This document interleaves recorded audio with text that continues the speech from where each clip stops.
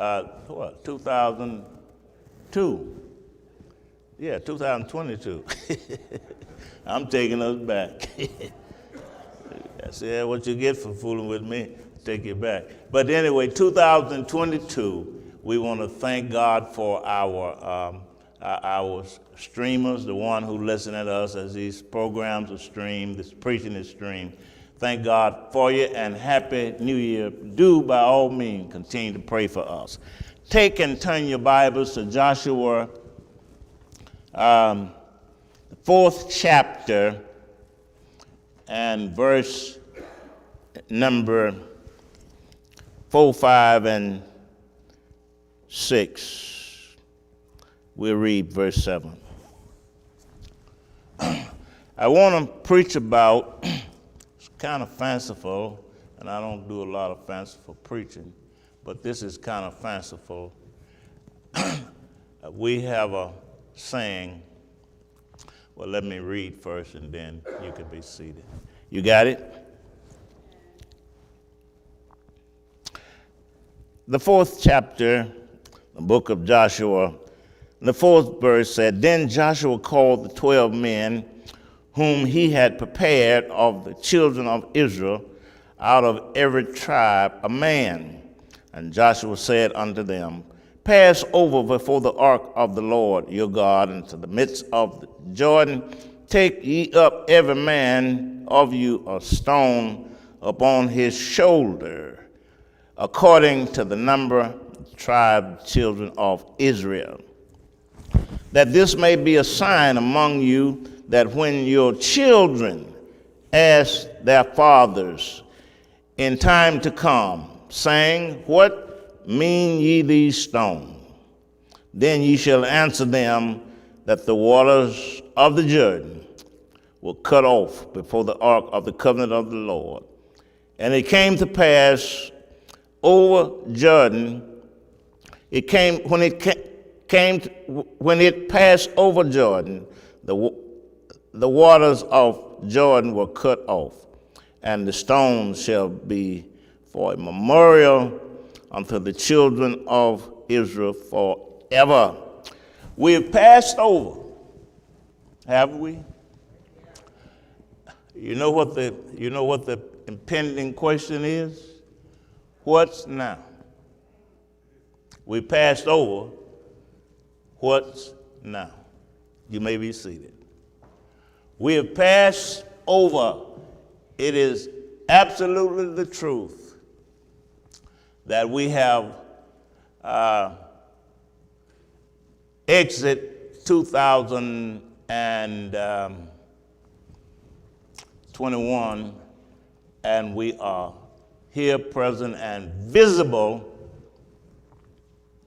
active in 2022. That's a fact. That's a reality that we are living at this present moment.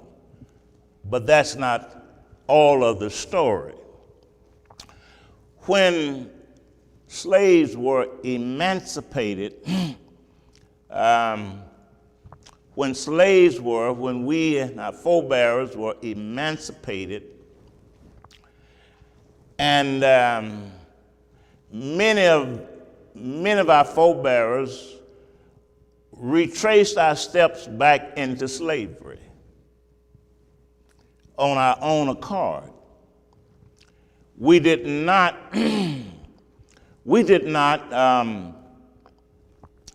accept the fact that we were free, and it wasn't because it was not the reality that we had hoped for and looked for, but it was because we did not know, our forebears did not know what to do. They were liberated, they were emancipated, they were free, but freedom without instruction and direction can be, and oftentimes is, the most debilitating condition in the world. Because freedom must have principles and must have ethics, and it must have a perimeter. Just because I'm free, I'm not free to do any and everything. Come on and talk to me now.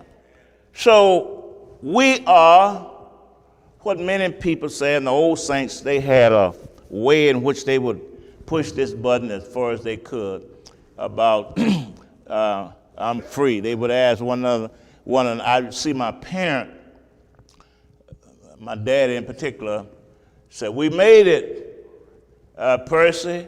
Percy was Mr. Percy Sanders. Said, "Percy, we made it.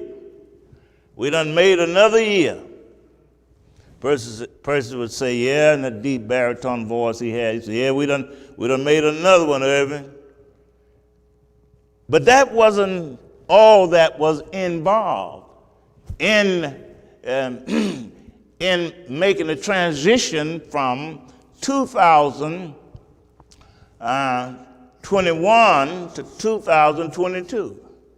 The issue is since we have made this transition, the issue is what will I do with the remainder of this year? I'm talking to us, and I believe that all of us are goal orientated, and we're focused for the future, and we have plans. And my whole thing is to help us to realize goals and realize plans. It does not matter how old we are. You know, I ought to still have a goal or some goals for the year to come, this year, that we have, as we say, crossed over. If we don't have any goals, it would just be a crossover. And then you cross over and then you pull over to the side and park. We don't want to do that, do we? In spite of the pandemic, in spite of all of the variants, and despite whatever you face with the challenges that we're faced with, be they financial, domestic, or whatever they are, or one's own personal self, the point of the matter is that we ought to have goals. I believe that God saved us that we could have goals that first glorify Him, and then anything that glorifies God is going to be a benefit to you. Somebody said, "You got to explain that, Pastor. You don't know what that called me." If God saved you and He give you a goal and you reach that goal, if it does not produce anything tangibly, it produces a different mindset. If He don't save me, I know He can. If He doesn't get me out of this lion's den, of this fiery furnace, it's not that He can't do it.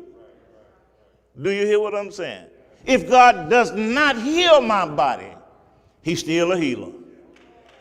If God doesn't give me any more money, He is the major financier of His people. I wish I had some. He's better than Wall Street. He's better than your street. Come on now. He's better than Lloyd's of London. And Lloyd's of London insure everything and everybody. Even if you're insured, you may be a sub-carrier, but you're pretty much insured by Lloyd's of London. So if He doesn't do it, He can do it. Israel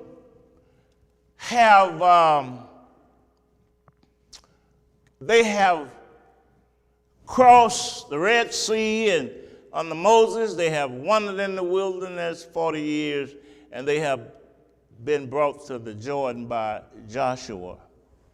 And Joshua, by the way, Yeshua, Joshua, and Jesus is the same name. They did the same thing. They are emancipators. You know, Jesus emancipated my soul. Joshua emancipated Israel from the wilderness. They are Yeshua. That's basically what it means in the original language, Yeshua. And so now Joshua have this people, and this people have to have the ability to possess the land. Possess the land. In the last verse of chapter 3, you see there that the people cross over. You see that in verse 17? They cross over. They pass over on dry ground. Until all the people had passed over. All the people knew. Isn't it amazing? New Year's isn't just for a few people. New Year's is for everybody who passes over. All the people had passed over. They passed over out of from the east side of the Jordan to the west side into Canaan. They passed over the Jordan River, which was at flood stage. Most time it was just a little trickle, but God waited until it was at flood stage. And he crossed them over by allowing Joshua to cause the waters to back up. And it's amazing when God crosses you over. God can cross you over through a river without you getting mud on your shoes.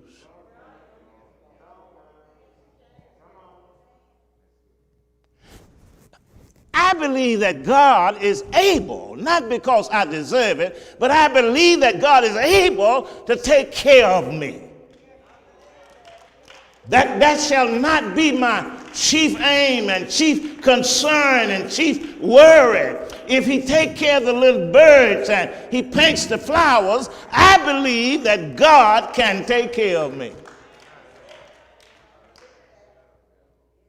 He crossed them over, Halsey, Kevin. He crossed them over without getting mud on there. It says on dry ground. Yeah. And so we have to watch the environment. I know the environment that we're in. If you're going to, if what's next to do, we've crossed over, but what now? We have to watch the environment that we're in. Yes, it's muddy, it's mucky, it's nasty.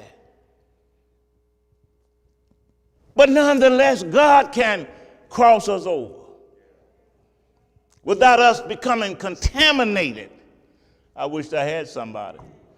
Now, I'm one of the things about Reformed theology is that we want to focus more on the majesty of Christ, which we ought to. But the majesty of Christ gives me the authority that I have. It is through his, and the authority that I have must be put into practical application. It's no good just to know. It's no good just to shout every Sunday. It's no good just to say hallelujah. The old preacher said it got to be some do-you-lulu. In other words, you got to get up and do something. That's the practical aspect of Christian faith. Matter of fact, that's one of the problems with our young people. The young people saying, they don't mean nothing. They ain't doing nothing.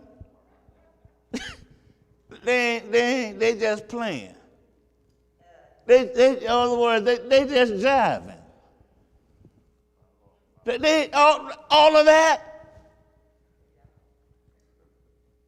They just jive. Little boy followed his dad, his friend in the church, and his daddy was a preacher. He kept looking at his watch. And next 15 minutes, he looked at his watch while he was preaching. And his friend elbowed him and said, man, what do that mean? By him looking at his watch, he said, man, that don't mean nothing. He's just looking at his watch. Because he's going to preach as long as he wants to. What are we saying? What are we saying here is that if we are going to reach the goal that God has set before us, there is a practical response to our faith. Y'all might as well holler at me now. You won't make me preach so long today. You get out early. The second thing, if you watch your environment that you come out of, the environment was water heaped up. And God had allowed a dry highway to come through the Red Sea. Now, that's pretty good to be in that kind of, and so we surmise that God will provide for us. Is not that what we want? That God to provide for us in a muddy and a mucky and a nasty environment. And can I tell you this? It ain't gonna get no better. You might as well accept the provision that God has made for us. God has made, by the way, Jordan River in definition means judgment. God has made a way. God about it. And he will continue to make a way for us, our families, our sons, our daughters, our grandchildren. He will continue to make a way through judgment. This world is under judgment. You need to know that. You need to know that this world is under. God don't feel the way you feel about skyscrapers. God wants his people when he come back in Christ. And so now, through this environment, just think a moment about the environment. Through many dangers, toils and snares, I've already come. How do you get there, Mac? It's nothing but grace. You might have been crafty. You might you might have been filled with wisdom to the extent that you know everything. But the only way that I've gotten to where I've gotten is not on the basis of what I deserve, not on the basis of the lineage of my mother and my father, not on the advice of good members in the church, but I've gotten to where I am by the grace of God. And the only way that I will remain there is not by anybody's recommendation. I will remain there by the grace of God. And so now, he says to them, now, here's what when you come out of your environment, or when you're kept in your environment, if knowing what to do, since we've crossed over, you're aware of the environment first, right? It's in the text. And then the second thing, you want to take heed to the particulars that God give you. Take heed, what I mean by instructions or directions or whatever. Take heed to the particulars. Can I tell you something? This is going to help us. God is not going to give me the same particulars that he give you. And he's not going to give you the same particulars that he give me. Even in marriage, God is not going to give us the same particulars. Now, the same principle for the maintain is not particulars. That applies to everybody. But the particulars have to be individual. The particulars have to be in accord. We don't learn this. Oftentimes, we want our children to repeat the path in which we have pursued. I wish I had somebody. And we can't do that. Our children are unique. They're individuals. Their thought processes, they're from a different time. They have a different influence on their life. they have to listen to God. But we're better at imposing upon them what we like. Huh? I like butter pecan. Whew. I ain't got no business having none. My health don't allow me, but I eat it often and regular. I eat it when I'm alone and when I'm by myself. And when I'm with somebody. Doctor done told me, but I won't obey the doctor. I'm just being honest with you because I love butter pecan. But as much as I love butter pecan, I have sense enough to know that, and as good as it is, I know that everybody should love it, but everybody don't love it. How about that? Huh? There are some particular and some individual people who don't like. They walk like you, talk like you, whatever else, but they just don't like butter pecan. That's the same. That is the immensity of God. God can take all of us, allow us to be different, but our particulars in life are not the same. Look at what God says. He said, take ye, the Lord spoke to them in verse 1. See, you see that? Spoke unto Joshua at the Jordan. He said, take ye 12 men out of the people, every man out of a tribe. Take ye 12 men. That's the particular that God has given to Joshua. This is unique to Joshua in the context in which it is given. He said, Joshua. He didn't say, Joshua, you tell them to take 12. He said, you tell them. This is your assignment. I wish I had somebody. When God gives you an assignment, when you cross over what to do next, when God gives you an assignment, don't give your assignment away. You know, I've been preaching and pastoring a long time. And I have a tendency now not to want to do some of the things I should do. Why? Because I feel if God doesn't correct me, I feel entitlement. I feel all just like everybody else. I deserve to come in late.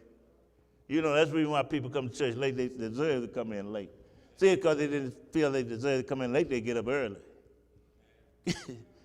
Yeah, but you deserve to come in. Well, I've been doing this. I've been a Christian for 45 years. I deserve to be late one time.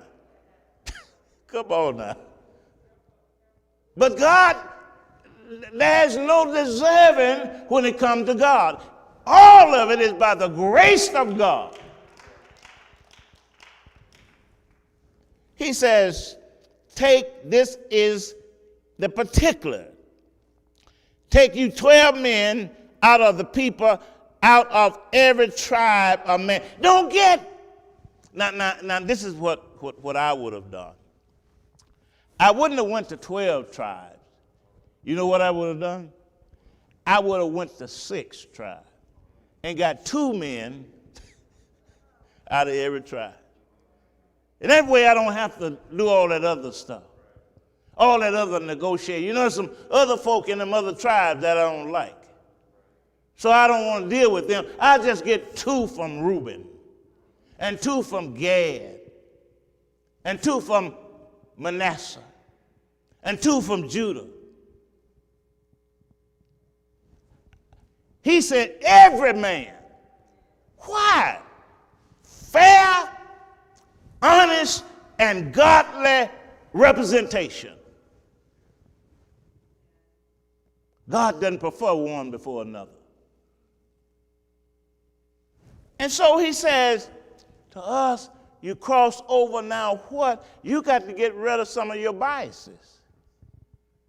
You got to go to every tribe. Oh, man, I got this thing about tight as I want to this morning. He says that's a particular, right? That means that if God said it that way, what? Then God wanted it that way. See, I miss this if I'm hollering at you. If I'm closing now, and if I'm listening to, come on, Reverend, come on, crank it up now. See, if I'll miss this, but I'm not missing it because I'm taking my time. You need particulars if you're going to reach your goal. I'm going to tell you this if you got about it. I'm going to tell you this. This is some free information here. I shouldn't be giving it to you, but I'm going to give it to you. How many of y'all plan on going on, not as a resolution, going on a diet? Don't raise your hand. But let me give you some dieting. Don't cut back on what you cook and the amount of it. You'll never cut back on what you eat until you make up your mind up here that I'm going to do it. This is where losing weight starts. This is where anything starts. As a man thinketh in his heart. I wish I had somebody. You used to have 5 biscuits for breakfast. Now you down to, this month you down to 1. After a while, you'll be down, so I'm not going to eat no starch at all. And pounds will just start dropping off of it. God up.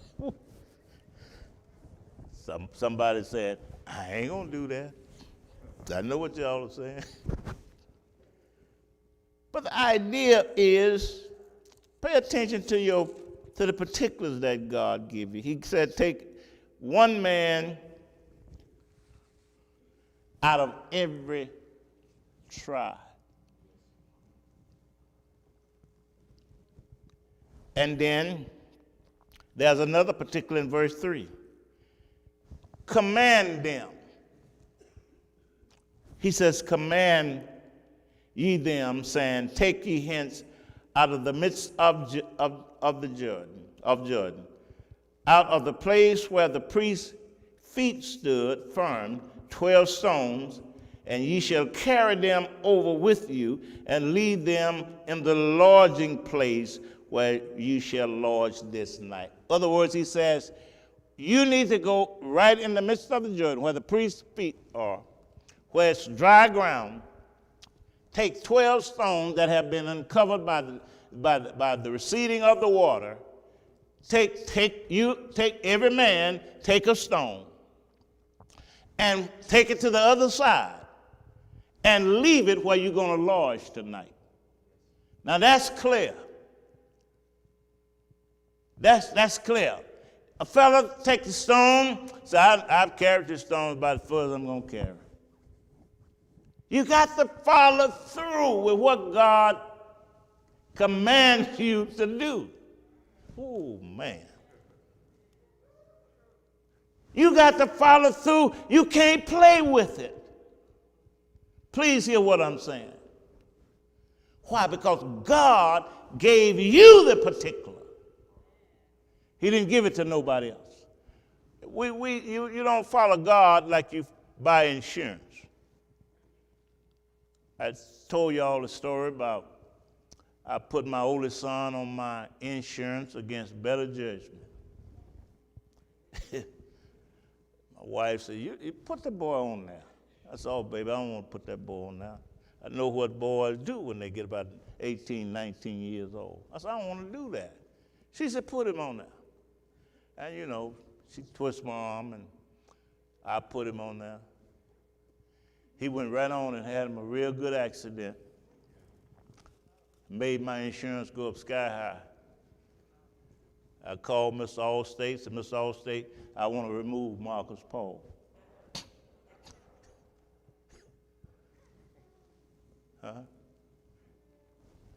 And I did. It didn't help my insurance. That was already done. But you see what I mean. He says in verse number, command them. Don't suggest, command them, saying, take ye hence out of the midst of the Jordan. He says, he told her what to do and where to take it from.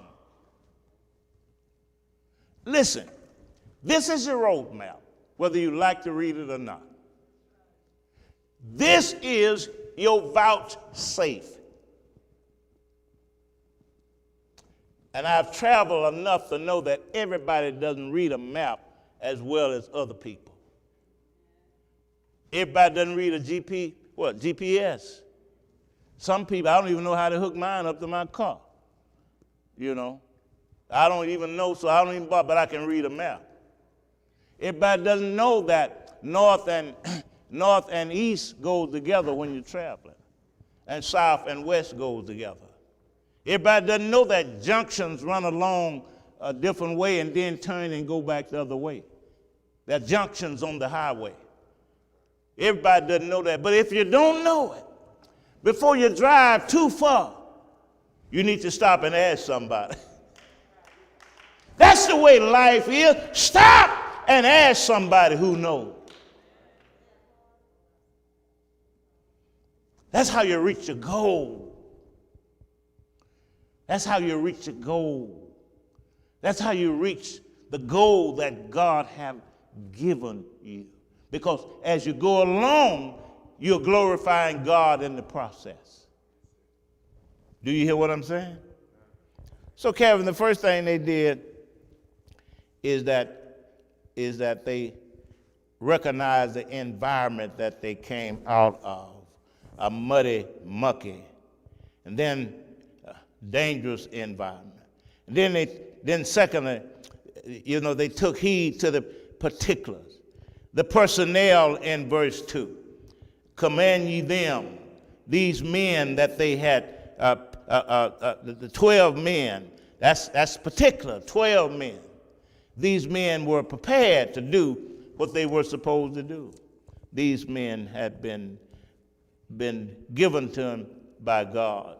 And then, secondly, in the particulars, the command it's not a suggestion, not informal information, but it is a command. Anytime God speaks to us, he commands us. He commands us to do it, and we don't like to be spoken to in commands. Guys that go to military don't like commands, don't do too well. So they commanded them in verse 3 that the place where the priest stood firm, 12 stones you shall carry them over with you, and leave them in the lodging place where you shall lodge this night. God is not concerned so much about your tomorrows. He's concerned about your right now. God knows you don't have today, but you can't take today and let the weight of today keep you from striving towards tomorrow. But when you get today ahead of tomorrow, you will sabotage your process and your progress. Every day is sufficient to itself. Every day, when you asking God for bread, you're not asking him for a month of bread. Give us our daily bread. Won't he do it? Anybody ever had any daily bread from God? God will give you bread every day. There was a group of people who didn't believe that God would give them bread and got tired of it. And here's what they did. They mocked God for the bread that he gave. God said, I fix them. They want some meat. Now, this is not for meat eaters, but this is something that you ought to consider. They want some meat. God said, don't worry about them. I got them. I got the back. God let a south wind blow from the waters, and it blew up quails, birds, 2 feet high, stacked up on one another. And they was just eating meat and having a good time and singing and whatever else. And while they had the meat of the bird between their teeth, it says God struck them. And they died with meat between their teeth. Oh, my brother, my sister, God know where you're at. He know where you're at in 2021, and he know where you're at in 2022, even before you get there. Don't make light of what God is doing for you. You ought to tell him thank you. You ought to tell him, even before he move in your behalf, tell him thank you. Tell him you may not come when I want you to come, but you're going to get there. You're going to do what you do that nobody else can do. You don't want God to take away, snatch back from you because of ingratitude. God was giving them manna from heaven, angel food. And they was, we don't want no more of this stuff. We don't want no, we've had enough of this. So God said, that's all right. They want some meat, I'll give them some meat. And he gave them. And gave them the consequences also. Take heed to the particulars. The personnel in verse 2. And command you. In this text, 2 sets of stone are in this text. One in verse 8 and 9. 2 sets of stone were set up as memorial. Listen to this. One was set up on the bank. That's the one we're dealing with. But there was another one set up under the water. Y'all didn't get that. There was why you set up a memorial underwater? See, a memorial underwater has nothing to do with us. It has to do with Christ. It's Christ has gone through judgment. I wish I had somebody on our behalf. When God's justice fell, thank God it didn't fall on me. It fell on him. The lick that I should have taken didn't fall on me.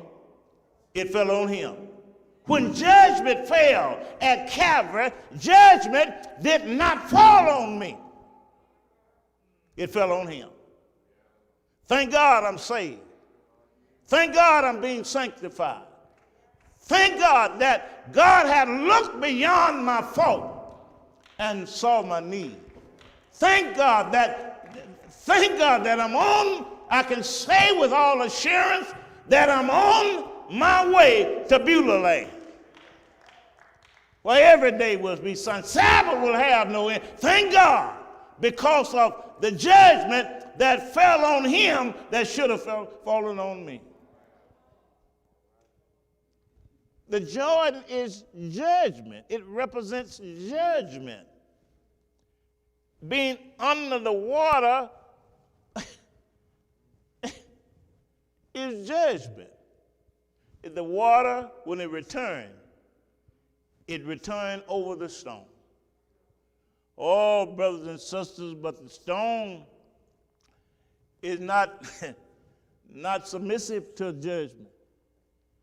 On a hill called Calvary. I'm through. On a hill called Calvary.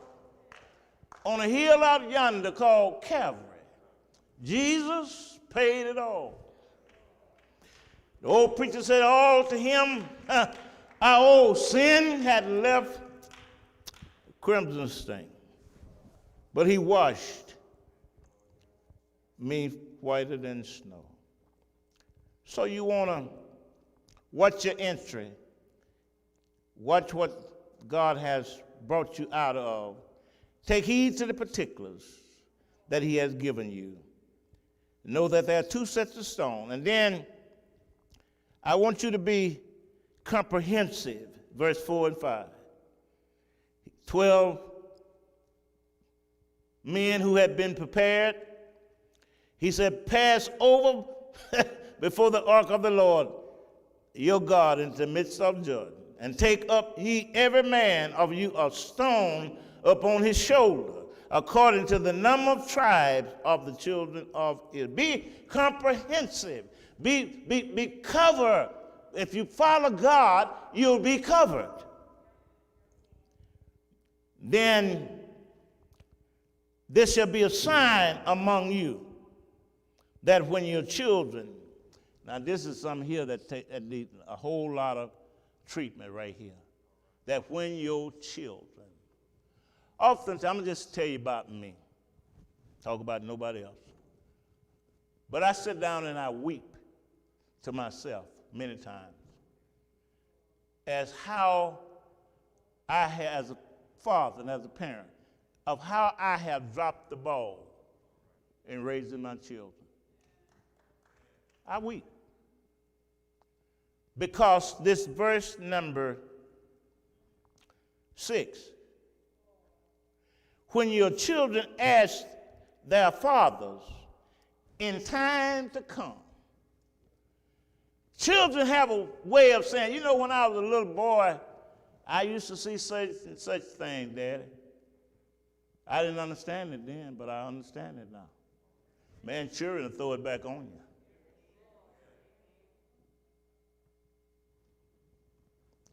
He said, when your children ask you, what does these stones mean? You can tell them that the Lord brought us. That the Lord brought us. And I wonder today, in all honesty, I wonder if we want to pull off our masquerade and pull off our masks and ask ourselves that honestly, when our children really ask us about life, can we really tell them? You don't have to holler at me, but I know where I'm at this morning. Can we really tell them? How did you get through TSU? Well, your mama might have worked on her knees scrubbing, but it was God who was giving the strength. You ought to tell them that God, that God gave them the strength. Your daddy may have wore them coveralls that he wore to work until he wore them out, but you ought to tell him God bought him another pair. That's what he's saying. See, we're trying to get, can I say something here? And y'all won't stone me? We're trying to get to where God wants us without our posterity. Now let me explain what posterity is.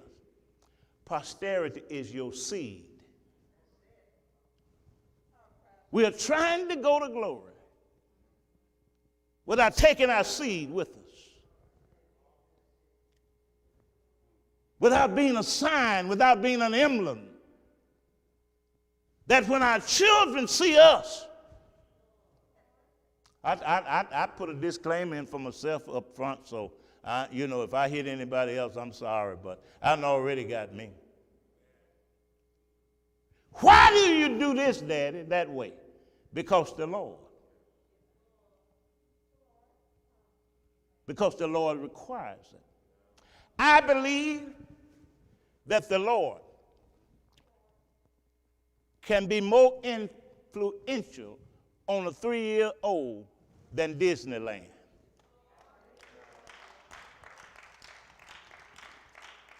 And the reason why he's not is they see more Disneyland and less of the Lord.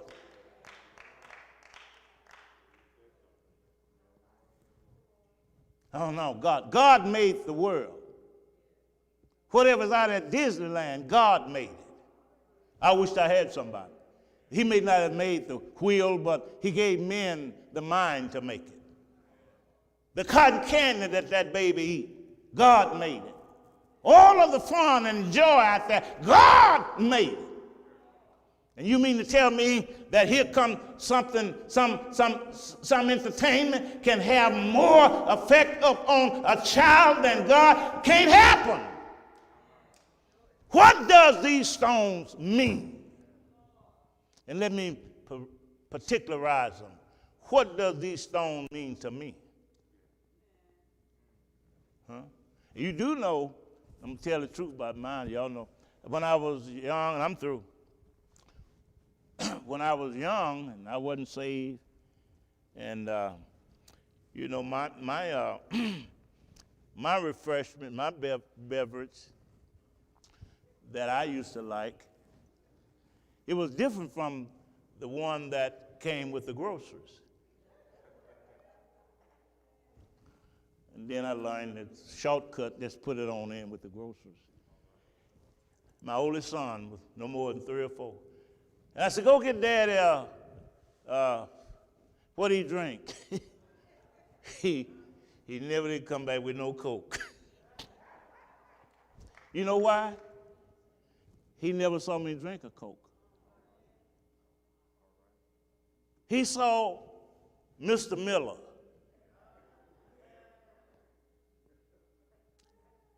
He couldn't pronounce it, but he knew what color the can was. He saw Mr. Slits. And every time I sent him, that's what he came back with.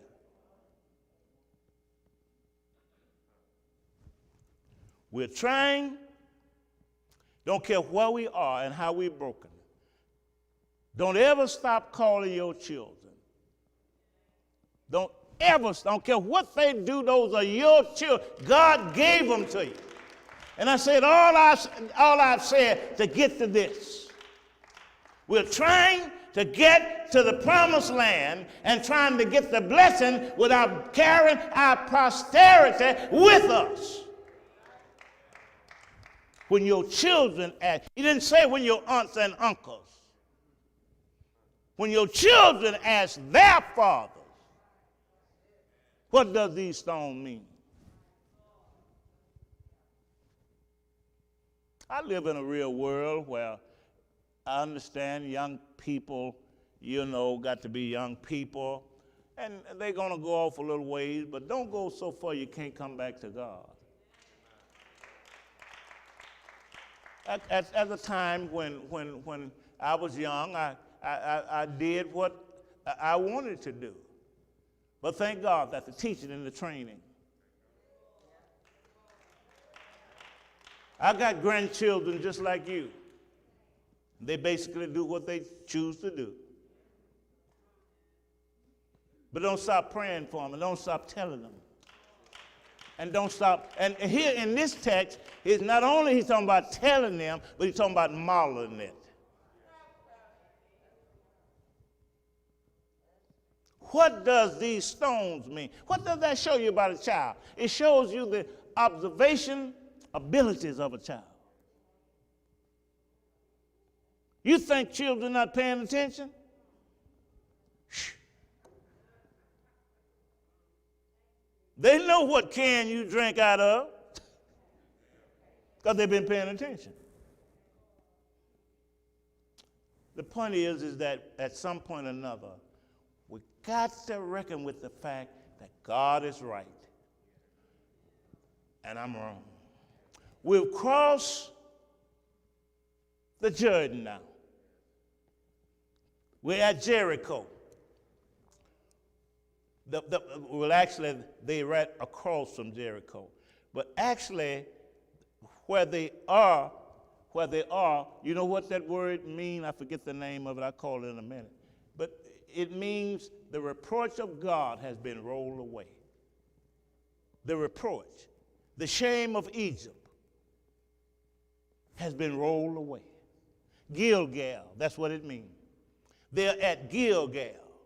And they're saying that the shame of Egypt, the leeks and the garlic and the lifestyles, we no longer. We're struggling. I'm struggling. We all are struggling. Don't let nobody tell you they're not struggling. Every last one of us are struggling. Some with greater ferocity than others, but we all are struggling. And when anybody point at themselves as an example, you just get away from them because Christ alone is the example. What I like about Christ is that you can be broken. What I like about Christ, you can drop the ball. And as soon as the whistle blows, he'll put you back in the game again.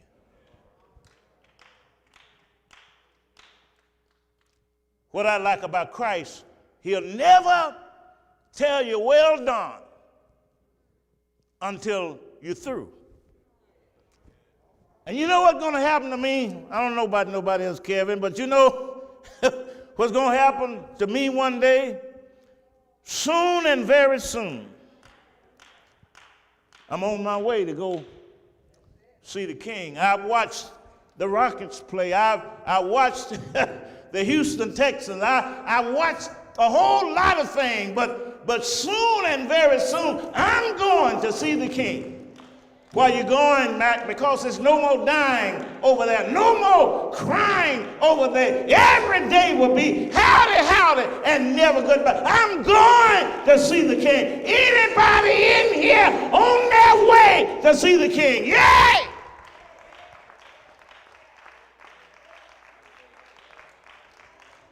I'm on my way. I know I don't look like it, but I am. We've crossed over. Now what? Because if you don't deal with now what you got to do or what God has done, you're going to deal with being parked over where you crossed over.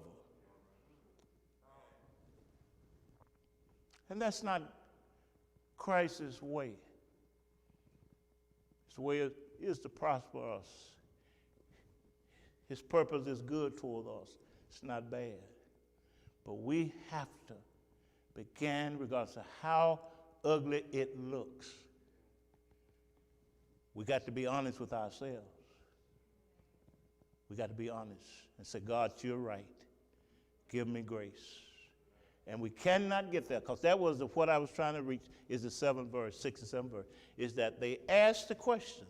They dug those stones out to put them there as a memorial. Our stone is Christ.